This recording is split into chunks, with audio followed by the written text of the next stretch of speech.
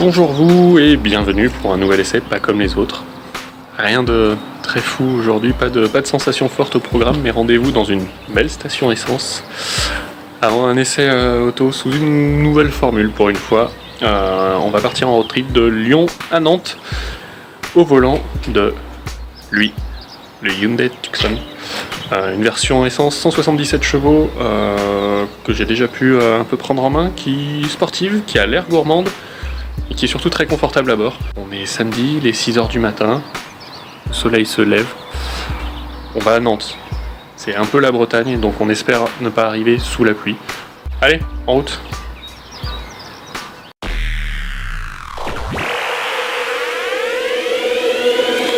Allez, c'est parti, direction Nantes. 5h20 de route. En vrai, on va même faire tirer jusqu'à Pornic, déjà parce que le nom de la ville est rigolo. Et en plus parce qu'il y a l'océan là-bas.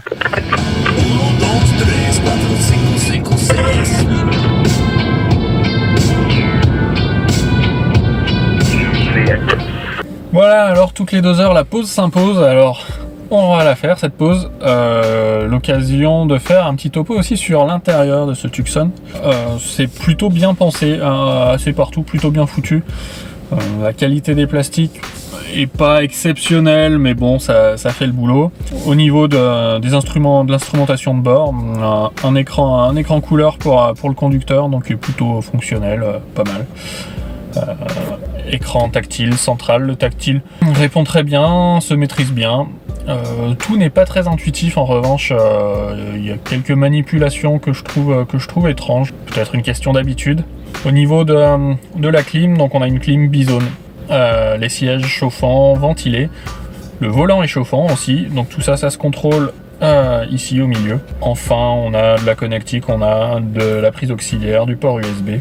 C'est relativement complet, rien de très exceptionnel, hein, mais ça va, ça fait le job. Pas mal de rangements aussi, pour les clés, pour les téléphones, pour les bouteilles, donc ça c'est plutôt pas mal. On peut signaler aussi la présence de diverses assistances, l'avertisseur de changement de ligne, l'avertisseur de distance avec la détection d'angle mort. C'est la seule que j'ai utilisée parce que je vous avoue que, comme sur tous les modèles, l'avertisseur de franchissement de ligne, c'est assez pénible, hein, quand on a tendance à mordre un petit peu. On a un toit ouvrant que je vous ouvrirai le jour où il fera un peu meilleur, hein, parce que là il tombe des gouttes sur la charmante aire de repos de Romorantin, donc on va éviter. Voilà, un petit café et on reprend la route direction Nantes et Pornic.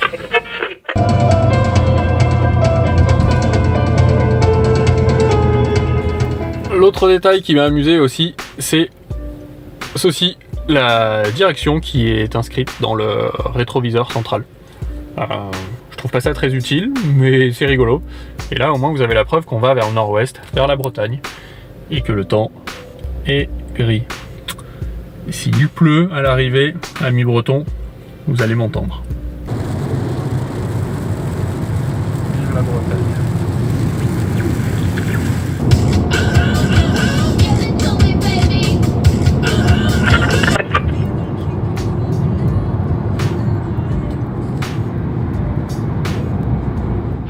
On va s'arrêter aussi évidemment sur le design extérieur de ce Hyundai Tucson. On rappellera que c'est celui qui a remplacé le iX35.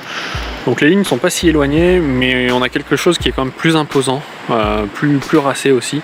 C'est un avis très personnel, je le trouve vraiment très chouette, surtout dans cette jolie couleur bleue, Stargazing Blue. Je pensais que ça serait peut-être un peu fade et en fait ça lui donne un côté très chic. Et finalement ça aussi c'est une belle réussite. Une calandre imposante et très horizontale, mais ça lui donne aussi un look masculin qui plaira je pense au plus grand nombre d'entre vous.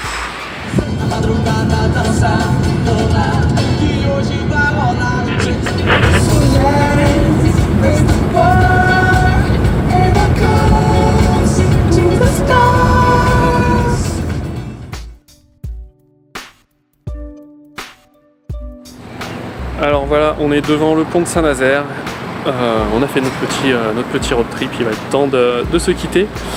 L'heure de faire le bilan aussi de ce Hyundai Tucson en version essence, 177 chevaux et un moteur 1,6 litre. Dans l'ensemble, un très beau modèle, confortable, agréable à conduire, à la fois sportif et tranquille quand on ne lui demande pas d'en faire des caisses. C'est agréable. Au niveau des points un peu plus négatifs, j'aurais cité l'équipement intérieur, des matériaux un peu plus haut de gamme, ça aurait pu être sympa, voilà, surtout pour le prix, on va y revenir. Et la consommation qui, même en restant relativement sage, en respectant les limites de vitesse, culmine quand même à près de 9 litres au 100. Je trouve ça un peu beaucoup.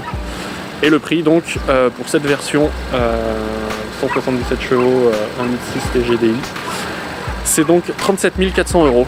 Le Tucson est accessible pour moins de 25 000 € en entrée de gamme, donc ça reste quand même une belle alternative si vous voulez un SUV spacieux, confortable et agréable à conduire. Voilà, je vous laisse avec le pont de Saint-Nazaire, l'estuaire de la Loire, le champ des Mouettes, et je vous dis à très bientôt sur masculin.com pour d'autres tests, d'autres essais auto et d'autres reportages en tout genre. Allez, ciao. Être ou ne pas être, telle est la question sinusoïdale de l'anachorète.